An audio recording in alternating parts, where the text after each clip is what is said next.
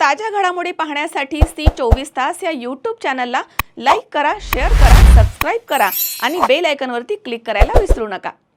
सध्या ऊन पावसाचे खेळीमेळीचं असं वातावरण असताना अचानक वातावरणामध्ये बदल होऊन तापमानाचा पारा हा 40°C वरती गेलाय।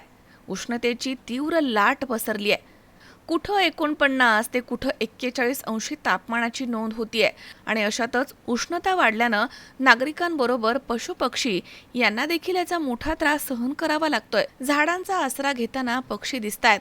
दिवसेंदिवस या भागामध्ये तापमानाचा पारा वाढतोय असं चित्र बघायला मिळतंय। वाढत्या तापमानाचा मोठ्या प्रमाणात त्रास नागरिकांना सहन करावा लागतो। नागरिक सध्या उकाड्याने हैराण झालेत। दुपारच्या वेळी तब्बल 40° वरती तापमान गेलेलं पाहायला मिळतंय। सकाळी 11 वाजल्यानंतर अक्षरशः उन्हामध्ये गेल्यानंतर शरीर भाजून निघतं। गेले काही दिवस अचानक वाढलेलं तापमान त्यामुळे नागरिक त्रस्त झाले आहेत।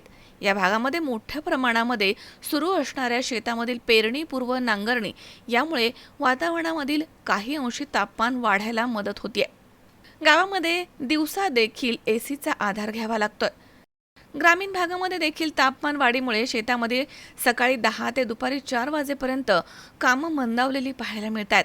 वाढलेल्या तापमानाचा त्रास हा पाळीव जनावरांना देखील होताना दिसतोय। पहाटे वातावरणामध्ये येणारा गारवा आणि दुपारी प्रखर आणि उकाडा यामुळे सर्दी, खोकला आणि तापाच्या रुग्णांमध्ये वाढ झालेली पाहायला मिळते। मे महिन्यामध्येच तापमानानं 40 पार केली आहे।